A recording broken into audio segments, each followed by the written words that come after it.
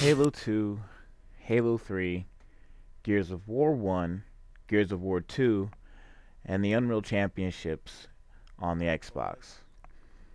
These are just an example of some of the games that I used to be able to sit down and play online multiplayer for several hours at a time, right?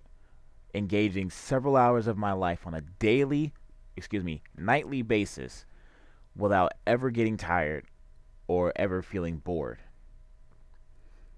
Now, with today's multiplayer games, I seem to be lacking that drive to actually sit down and want to play these games, right? I can't sit down and play a game like Battlefield 4 for several hours, or Call of Duty Advanced Warfare for several hours, or The Last of Us for several hours, or Uncharted 3 or 2 for several hours.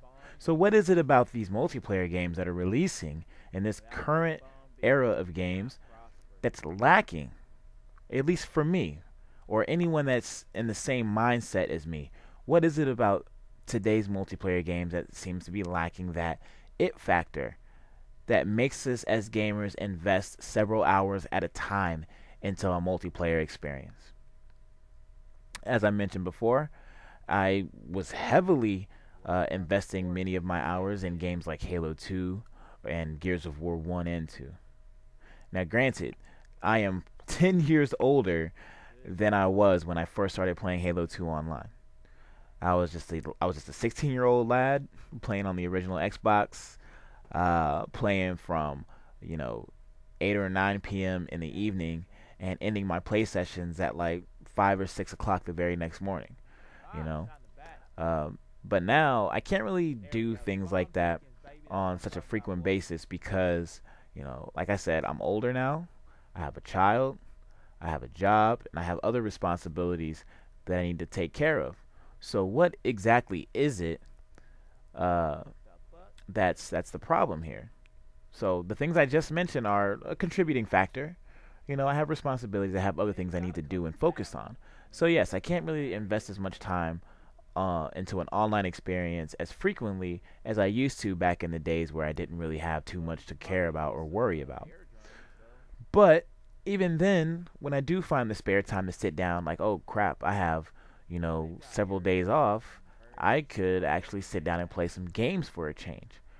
When I do finally decide to sit down and play these games that I have nowadays, they just don't capture that magic, and I'm getting off within 45 minutes to an hour's worth of play. And that's just being generous.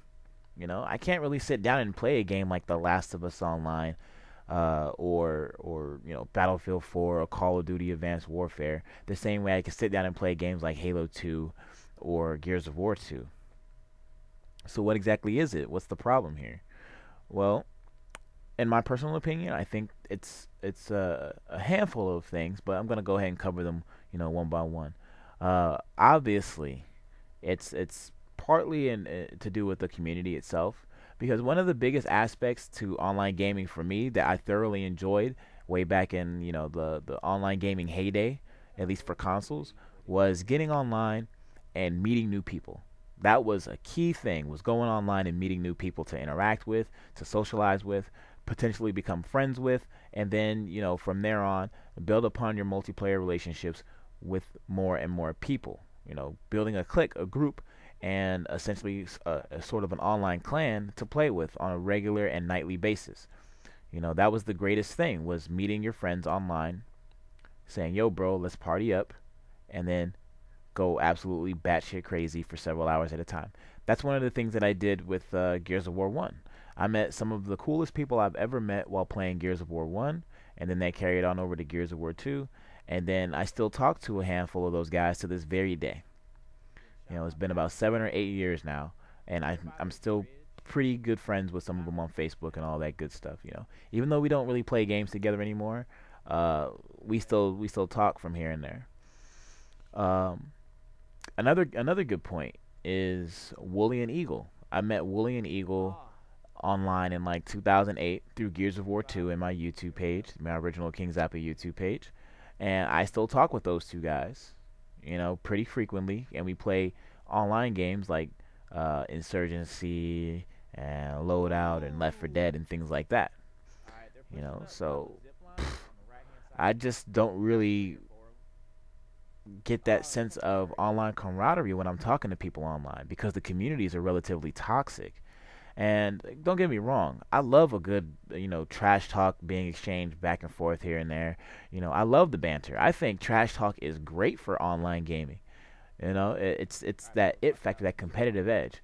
But now online trash talking just seems to be like a thing that people do just for the sole purpose of irritating you, and not really because they're trying to, uh, uh, you know, prove that they're the better player.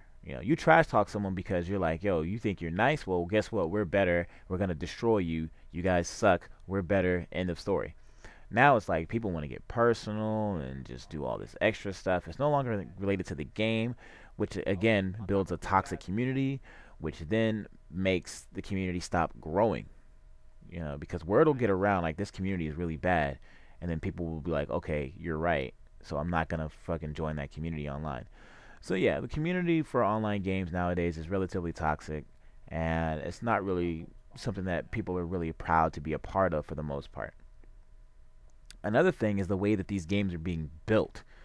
From the ground up, these games are being built to cater to a more casual audience. Giving the players a sense of accomplishment without really having to put in the work to get that accomplishment. Case in point, things like kill streaks or score streaks. Even if you're not running around getting kills and things like that, you are doing like little things that are giving you points, which then give you item drops or care packages and things like that. So you're feeling like you're really accomplishing stuff, but you're not. And then on top of that, these perks and special abilities give people that crutch that allows them to perform well, quote unquote, against players that by all means are way better than you, and thus subsequently provides a bit of a wedge in the community where the really really good players are tired of getting killed by really really bad players because there are things in the game that cater to the bad players and help them do well. You know what I mean? Like there's a prime example of that in this game that you're watching right now. I'm playing Killzone Shadowfall. Now you see me running around and doing pretty well for myself in this match, but I'm still doing things like pulling up the nano shield and using the noob tube and using my stun blast ability, things like that that can be deemed as relatively cheap depending on who you're talking to. But for the most part, my gun game is on point. I can shoot my opponents. I have good movement around the map, good map awareness, things like that. But in order for me to survive and thrive, I have to resort to using these cheap tactics because if I don't, I get screwed and my opponents live to see another day. So yes, there are really, really bad ideas and items and things like that implemented into these multiplayer games that again puts a little bit of a wedge in the player base. So I don't know, man. There just hasn't really been a game online multiplayer wise that captures that magic, that bare bones gritty feel that Gears of War 2 used to provide for me back in 2008, 9, and 10. Because that was the last really great multiplayer online experience that I had with any game, console or PC. It didn't matter. Gears of War 2 was that game for me, and it'll probably always be held in that high regards, regardless of what anyone thinks. Gears of War 2 will go down as probably the most fun and time-consuming multiplayer experience that I've ever had in any online shooter. But hey, man, that's just the way things are nowadays. I doubt anything else will replicate that. Here's hoping that the next Gears of War game that's coming out on the Xbox One lives up to those standards. Because that would probably be the one thing that makes me go out and buy an Xbox One is if the next Gears of War game turns out to be a masterpiece. Um, but yeah, man, let me know what you guys think in the comment section below. Do you feel the same way I feel? Is where multiplayer games have kind of lost that edge and you can't really play them for several hours at a time anymore? What games did you used to play that took up several hours of your evening or day, depending on what times you played? And is there a game right now for you that's actually doing that? Do you have enjoyment with games like Battlefield and things like that, where you can sit down and play for several hours at a time? Let me know in the comment section below. Thank you guys for watching. If you enjoyed the video, leave a like on it. Also share this video on Facebook, Twitter, and all that good stuff. And yeah, I'll see you guys in the next video. Peace.